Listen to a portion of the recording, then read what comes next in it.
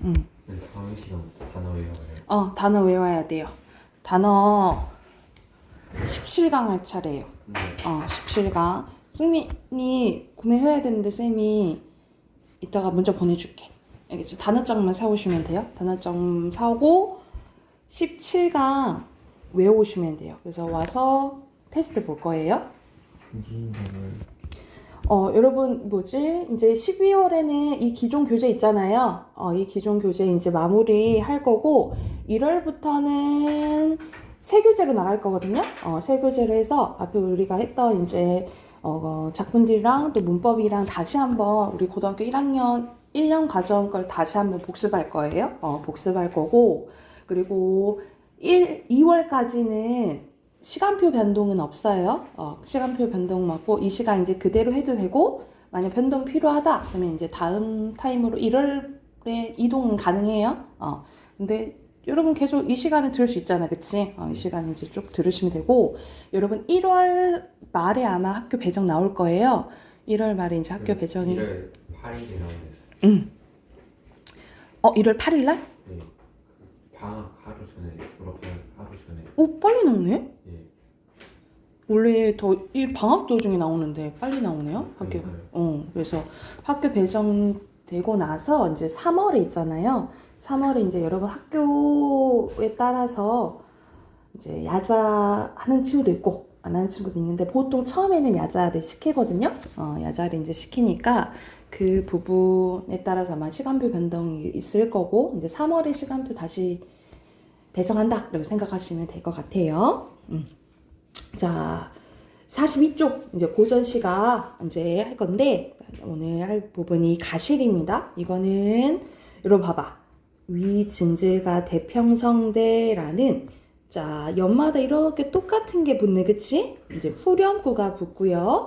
후렴구가 붙고 연이 이렇게 구변이 되면 갈래 확인 하셔야 돼요. 고려가요예요. 고려시대 때 평민들이 썼던 고려가요입니다. 그래서 이 전에는 뭐 고대가요나 향가는 연이 구별이 안 되는데 이 고려가요부터 연이 구별되거든요. 우리가 연이 구별되는 이 형식을 뭐라고 하냐면 분연체라고 해요. 분연체, 연이 구별되는 거. 또 같은 말로 분절체, 분장체라고도 해요. 그래서 이렇게 연이 구별되는 걸 뭐라 한다고? 분연체, 같은 말로 분절체, 분장체 알아두시면 돼요. 그리고 이렇게 연마다 후렴구가 붙는데 이렇게 후렴구가 붙으면 어떤 역할을 할까? 여러분 생각을 해봐. 이렇게 연마다 후렴구가 붙네? 그러면 어떤 게 생길까? 은율. 그렇지. 오케이. 운율이 생기고요. 또 연마다 똑같이 있잖아. 그럼 무슨 성이 있는 거지?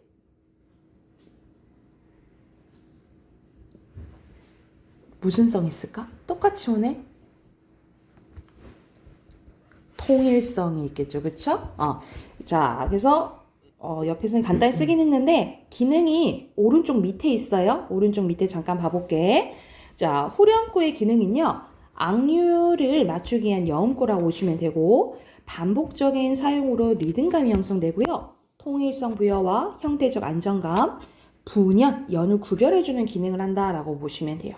근데 여기서 고려가요에 나오는 후렴구는 본시의 내용과 관련이 없는 경우가 많아요. 자, 한번 봐볼게. 이건 전체적으로 사랑하는 임과 헤어진 이야기거든요. 근데 후렴구 봐볼까? 위증질과 대평성대. 대평성대는 말 그대로 태평한, 엄청 편안한 나라 상태다. 이 얘기를 하는 거거든.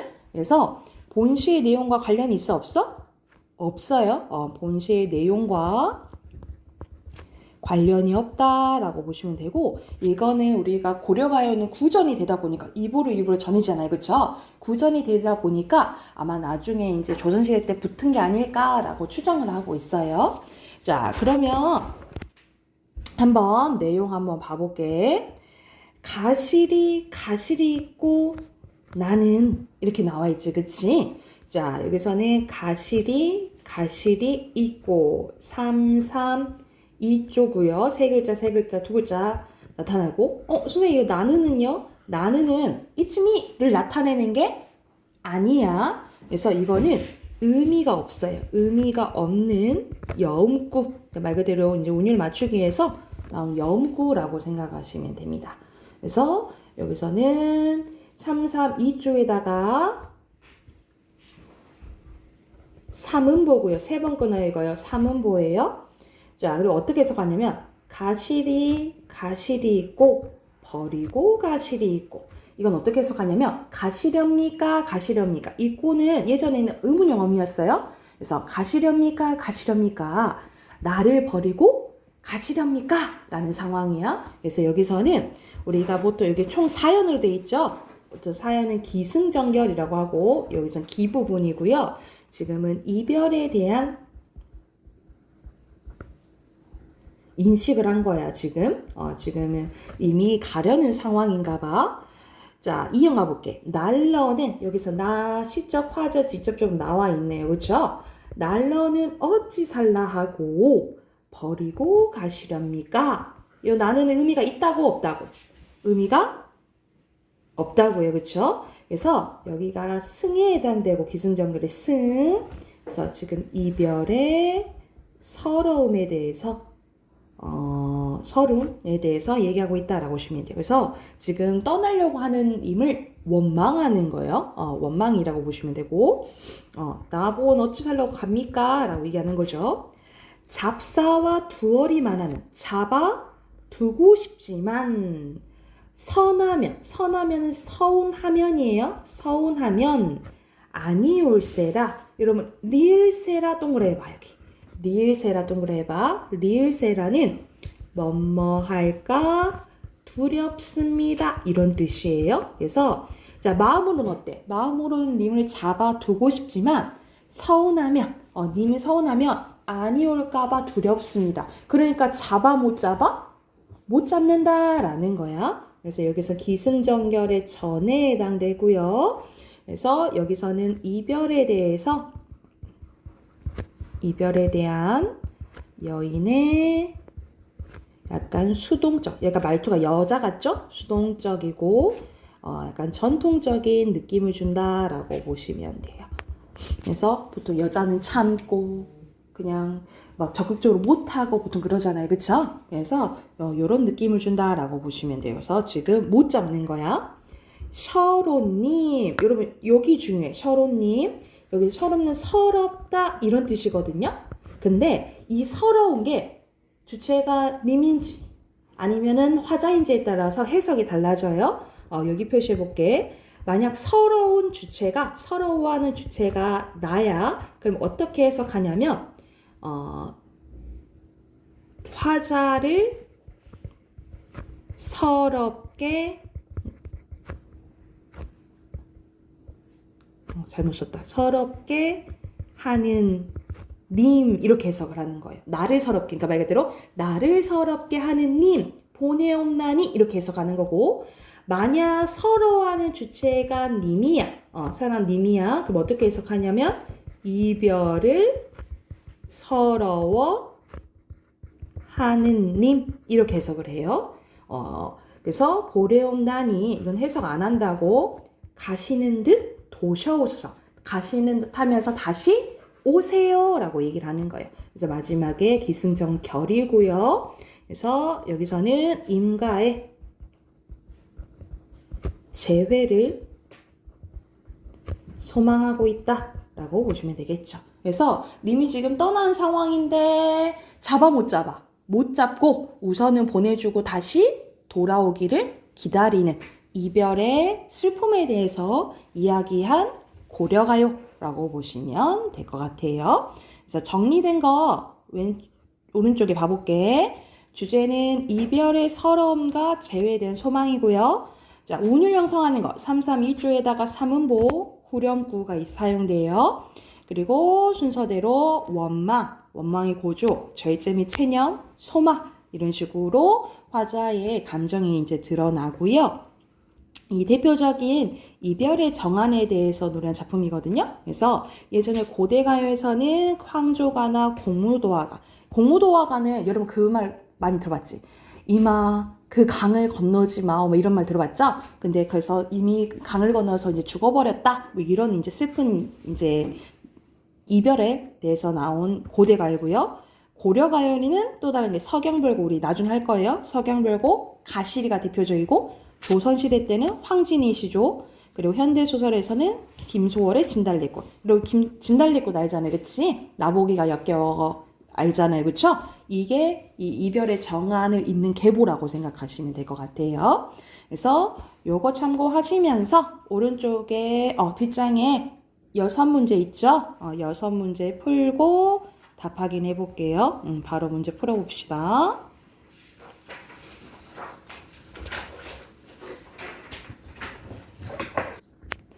여러분 2번은 화자의 상황과 정서랑 뭔 거야? 이별 이야기가 아닌 거 고르면 돼요. 이별 이야기가 아닌 거 고르면 돼요. 답 확인해 볼까요?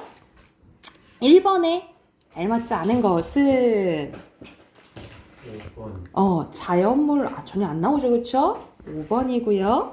2번에 알맞지 않은 것은 5번. 5번 보면 가위로 싹둑싹둑 온 마른 오라면 하면서 지금 일하고 있는 거잖아, 그치? 5번이 뭐네요. 그리고 3번에 선생님 계속 얘기했잖아. 후렴구는 본시의 내용과 관련이 있다고 없다고? 없어요. 없다 했잖아, 그치? 그러면 주제 나타낼 수 있어? 아니죠? 3번이고요. 그리고 4번에 주체가 바르게 연결되지 않은 것? 2번, 2번? 4번. 1번, 3번. 1번, 4번. 2번. 3번이에요. C 봐봐. 선하면 누가 서운해? 이미 서운하면 아니 올까 두렵다 했잖아요. 그쵸? 5번에 보면 이건 뭐야? AAB 구조거든요. 그래서 이렇게 반복되지 않은 거는 4번이죠. 여기는 앞에만 거부가 반복되지, 그지? 자, 여러분 6번 봐볼게. 이게 대표적인 서경별곡이거든요. 이거는 서경이 서울이지만 새로 닦인 곳의 작은, 그러니까는 나는 자기 터는 작은 서울인 거야. 내가 지금 살고 있는 작은 서울을 사랑하지만 지금 임은 저기 큰 서경을 가려고 하는 거예요. 임과 이별하기보다는 길쌈하던 배를 버리고서라도, 그러니까는 길쌈하던 배는 우리 옷감 짜는 거 있잖아요. 그걸 얘기하는 거야. 그러면은 화자가 여성인 걸 알 수 있겠지? 그래서 이걸 버리고서라도 사랑만 해주신다면 나 울면서 따르렵니다. 나 따라갈 거야 라고 얘기하는 거지. 그러면 가시리랑 너무 다르지. 가시리는 보내주죠. 그쵸? 얘는 보내주는 게 아니라 따라간다 하지. 그치? 얘는 좀 더 적극적인 거예요. 그래서 가장 적절한 것은 5번입니다. 이해됐나요? 자, 그럼 뒤로 가서 우리 소설 하나 해볼게요. 어디로 가냐면 106쪽으로 갑니다.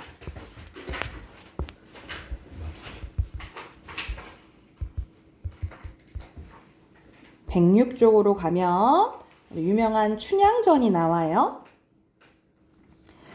자, 춘향전은 대표적인 고전소설이면서 판소리계 소설입니다. 여러분 판소리계 소설이란 게 뭐야? 뭐가 먼저였다는 거야? 소설이 먼저가 아니고 판소리가 먼저였다라는 거예요. 그래서 판소리를 기반으로 만들어진 소설이다라고 보시면 되고, 이거는 정리된 거 표 먼저 볼게요. 자, 전지적 작가 시점이고요. 거의 고전소설은 전지적 작가 시점이지. 주제는 다양하게 볼 수 있어요. 자, 춘향의 입장에서 보면 신분을 초월한 지고지순한 사랑, 그리고 신분적 갈등을 극복한 인간 해방, 그리고 변학도를 중심으로 보면 탐관오리의 횡포에 대한 풍자예요. 그래서 특징은 양반어투와 평민어투, 한자어와 우리말이 혼재되어 있고요. 곳곳에 판소리, 사설투, 이게 막 반복되는 것들이 나와요. 그리고 서술자 개입에 의한 편집자적 논평이 나타나는데, 우리가 전체적 작가 시점은 서술자가 그 상황이랑 인물의 심리에 대해서 다 알잖아, 그치? 그래서 서술자가 그 상황에 대해서 끼어드는 부분이 있거든요. 그 부분을 뭐라 한다? 편집자적 논평이라고 해요. 그래서 고전소설에서는 이 편집자적 논평이 쓰였는지 안 쓰였는지를 잘 보셔야 돼요. 그래서 그걸 묻는 문제가 나와요. 그리고 풍자와 해악, 말 그대로 우스꽝스러운 부분이 많이 나온다 라고 보시면 될 것 같아요.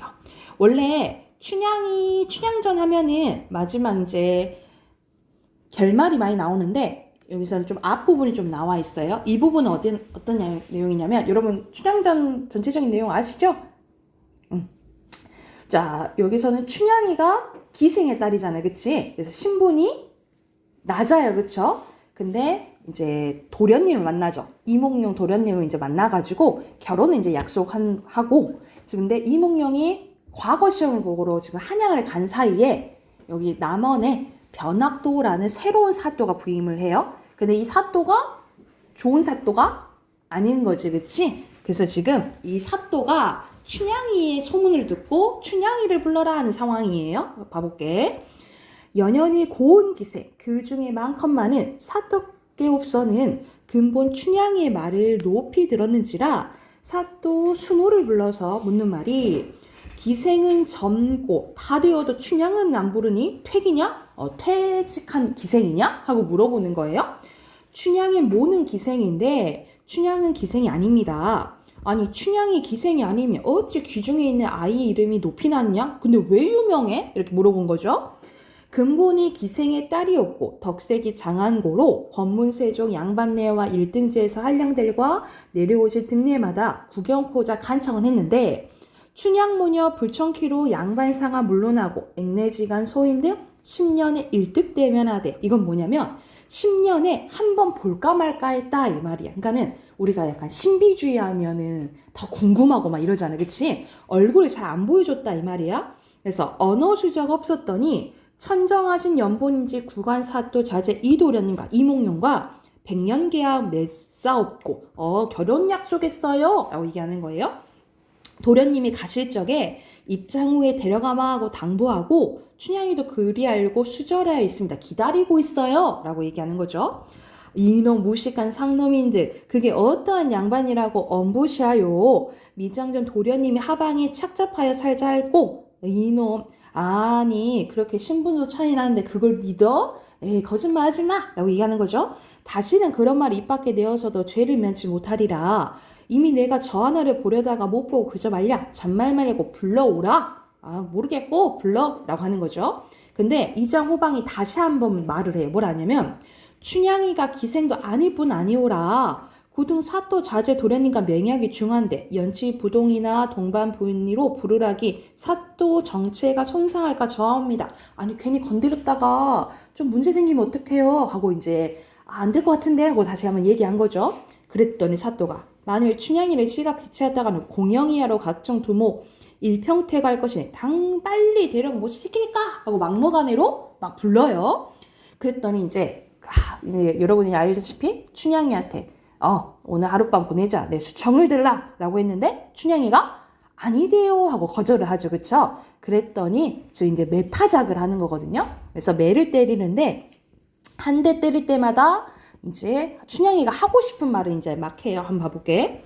곤장태정 치는 데는 사령이 서서 하나 둘 세지만은 형장부터는 법장이라 형리와 통인이 닭싸움하는 모양으로 마주 엎드려서 하나 치면 하나 긋고 둘 치면 둘 긋고 무식하고 돈 없는 놈 술집 담벼락에 술값 긋듯이 거놓으니 한일자가 되었구나.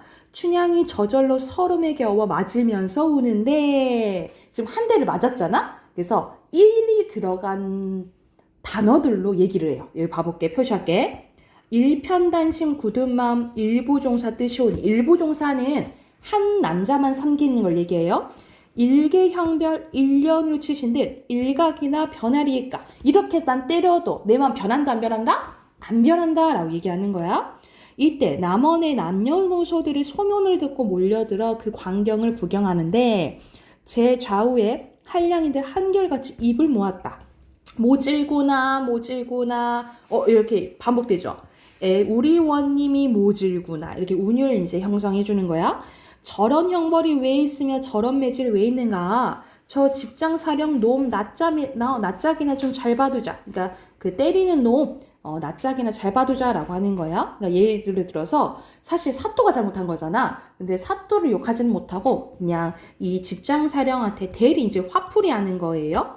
관아 문 밖에 나오면 당장 죽이리라 하고 보고 듣는 사람이야 누가 눈물 흘리지 않으랴. 다 눈물 흘렸다 이 말이잖아요. 그쵸? 일부러 의문형식으로 표현한 서리법이죠. 보통 이렇게 서리법으로 뭐가 많이 나오냐면 서술자가 개입하는 편집자적 논평이 이렇게 서리법으로 많이 나와요. 그래서 보고 듣는 사람들이 다 눈물 흘렸다. 이래서 서술자가 개입한 부분이에요. 이 부분이.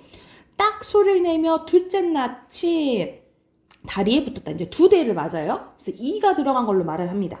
이비절을 나오는데 불경이부 인의 마음 임에 맞고 영 죽어도 이도령을 못 잊겠소 라고 얘기를 했고 셋째 낯이 딱 붙이니 삼종질의 지용한 법 삼강오륜이 알았으니 삼치 형문 끝에 귀향을 갈지라도 삼청동 우리난군 이도령을 못 잊겠소. 넷째 낯이 딱 붙이니 사대부 사또님은 사민공사 살피지 아니하고 위력공사 힘을 쓰니 사방팔방 남원백성 원망을 모르시오. 사지를 가른데도 사생동과 우리난군 사생간에 못 잊겠어 하면서 그래도 나는 이도령 못 잊어요 하는 부분이라고 보시면 돼요.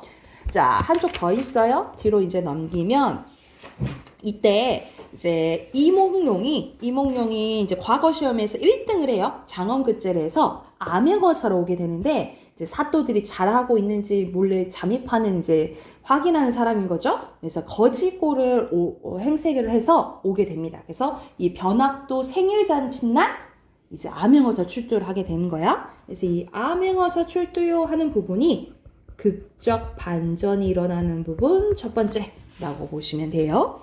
외치는 소리에 강산이 무너지고 천지가 뒤집히는 듯하며 초목 금수인데 안이 떨겠냐라는 거야. 그 소리에. 근데 진짜 암행어사 출두요 이 소리에 뭐 강산이 다 무너지겠어? 그러진 않을 거 아니야. 그치? 부풀려서 얘기한 거죠. 이제 여기서는 과장법 나왔고요. 그리고 여기는 직유법. 초목 금수인데 안이 떨냐? 다 떨었다 이 말이지? 일부러 의문문 형식으로 표현한 서리법도 쓰였어요. 그래서 근데 여기도 뭐라 보시면 되냐면 서술자가 개입하는 편집자적 논평 부분으로 보시면 돼요. 자, 그래서 이제 암행어사 이제 출두를 하니까 그 변학도 생애 파티에 모였던 사람들이 이제 다 도망가기 시작합니다. 남은 나갈게. 모든 수령들이 도망가는데 거기 거동보소 인계 잃고 강정 들고 여러분 인계를 챙겨야 되는데 뭘 챙긴 거야? 먹는 강정을 든 거야. 병부 잃고 송편 들고 왜냐하면 이제 정신이 없으니까 이 정신없이 가는 모양을 이렇게 우스꽝스럽게 표현한 거예요. 탄건 잃고 용수 쓰고 갓 잃고 소반 쓰고 칼집 쥐고 오줌 누기 부서지는 건 검은 고요 깨지는 건 북가장고라. 여기까지 표시. 야, 여기서는 비슷한 문장 구조가 반복됐죠. 비슷한 문장 구조가 반복되면 대구법이고요. 그리고 이렇게 똑같은 게 막 나열됐잖아. 우리 나열되면 열거법이에요. 자, 근데 사실 이건 한 문장으로 가능하잖아. 뭐 수령들이 정신없이 뭐 도망갔다 이 한 문장이면 되는데 그걸 엄청 자세히 표현한 거잖아요. 그렇죠? 이렇게 자세히 표현하는 것을 뭐라 하냐면 여러분 이렇게 표시 장면의 극대화라고 해요. 어떠한 장면을 이렇게 자세히 표현하는 것을 장면의 극대화라고 기억을 해두시면 될 것 같아요.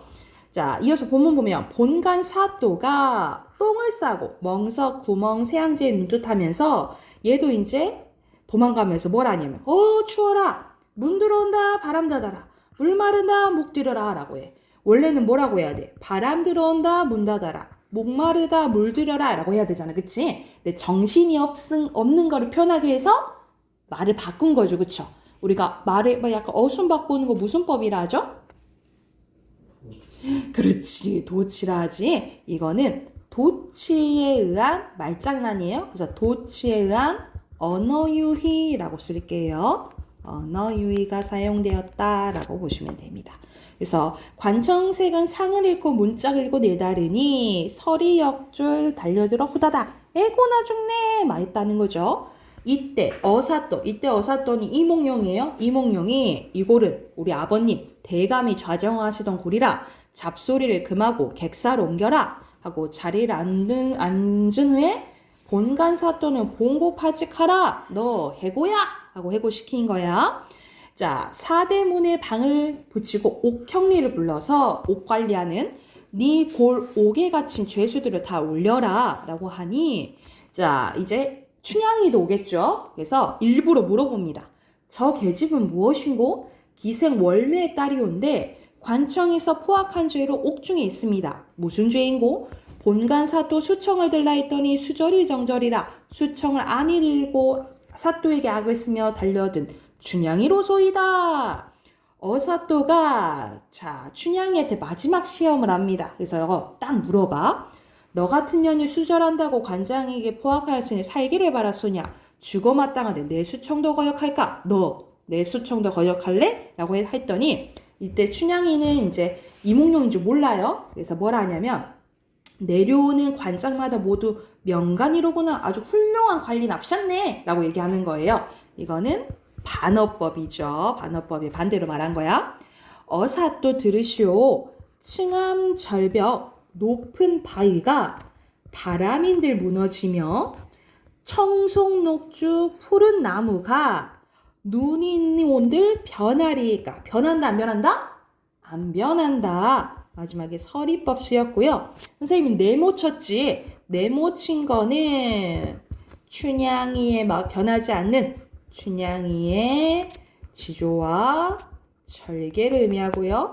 선생님이 세모 친 거는 춘향이를 힘들게 하는 시련, 고난을 의미해요. 이런 식으로 시련과 고난이 아무리 있더라도 나는 이몽룡에 대한 마음이 변하지 않는다라고 얘기하는 거야. 그래서 분부마옵시고 어서 차라리 나를 죽여라 라고 한 거예요. 그리고 향단이를 부릅니다. 시녀 향단이. 향단아, 서방님, 이몽룡이 찾아요.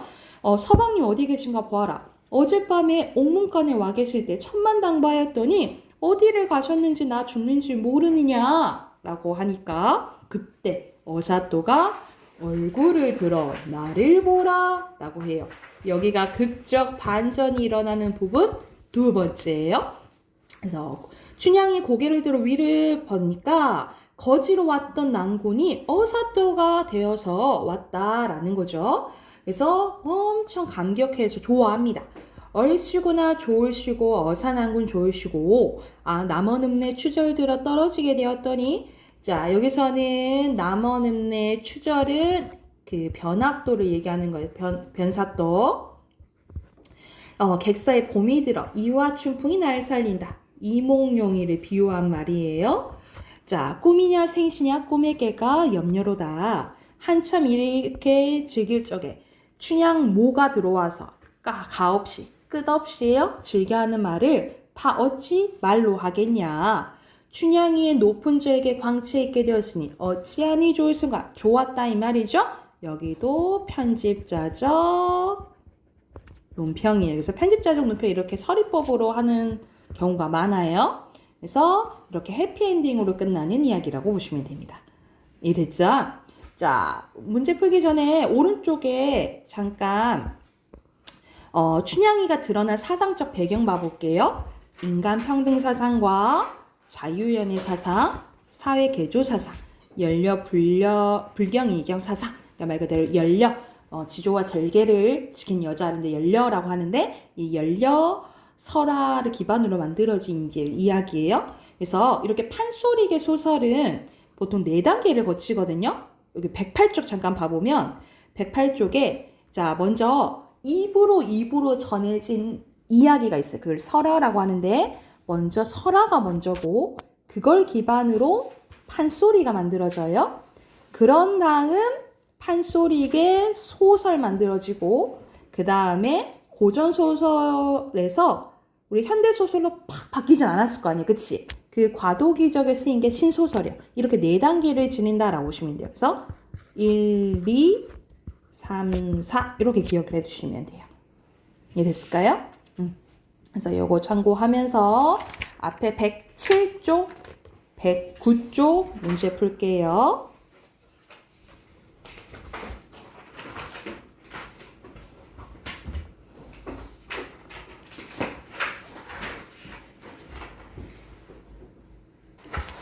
자, 답 확인해 봅시다. 1번에 여기서는 알맞지 않은 게 3번이거든요. 이거는 노래 형식이니까 이건 판소리에 대한 설명이에요. 이건 판소리, 이게 소설이니까. 자, 2번에 잘못 추리한 거는 3번, 그렇지. 그리고 3번에는 선생님이 너무 표시를 해줬죠? 이 두 번째 줄 그대로 쓰시면 되고요. 그리고 4번에 의미하는 바가 다른 것은 5번. 5번에 3번. 오케이. 그리고 1번에 표현상의 특징으로 여기에선 조금 어려웠을 거예요. 이건 좀 어려웠는데 왜냐면 보통 전체 작가 시점은 인물이랑 인물의 심리랑 그 상황에 대해서 다 안다 그랬잖아요. 그치? 근데 여기서는 대화 조금 위주고 어떤 상황인지만 얘기했지 누가 어떻게 생각하는지까지는 잘 안 나와요. 그래서 1번에 2번이에요. 그리고 2번에 알맞지 않은 것은 여러분 토사구팽은 말 그대로 필요할 때 쓰고 필요 없을 때는 버리는 걸 얘기하거든요. 그건 아니지. 5번이고 3번에 여기서 여러분이 조금 모르는 단어가 나올 수 있는데 현학적인 표현이 나와요. 이 현학적인 표현이 뭐냐면 학식을 자랑하는 거예요. 내가 알고 있는 거 지식 자랑하는 거예요. 전혀 상관없죠. 3번입니다. 여러분 4번은 공간인데 힌트를 주자면 한 글자예요. 뭘까요? 오케이, 옥입니다. 옥. 까먹을 때 옥이고. 오문가 하는데요. 나이스. 잠깐만. 5번에 뭐 안 되냐고? 오문이 아니요. 달라요. 옥은 옥이라 쓰세요. 옥. 그리고 5번에 4번. 사회인데 그러면 신분과 관련돼야 되겠죠? 그쵸? 3번입니다. 자, 뒤로 넘겨서 오늘 뭐 할 거냐면 이제 그 비문학 문제도 여러분 풀 줄 알아야 되거든요. 그래서 뒤로 넘기면 170쪽으로 가봐요. 170쪽. 170쪽에 이제 대표적인 비문학 지문이 나와 있는데 여러분이 이제 모의고사를 풀게 되면 그리고 이번에 외부 지문 본 것처럼 항상 새로운 것을 봤을 때 정확하게 읽고 해석할 줄 알아야 돼요. 거기에 대한 이제 문제를 푸는 연습을 계속 해야 되는데 요거에 관련된 문제가 5문제 있거든요. 그럼 바로 본문 읽고 먼저 문제 풀어볼게요. 하고 답 확인해 볼게. 그래서 바로 옆에 5문제 있죠? 본문 보고 문제 풀어보시면 돼요.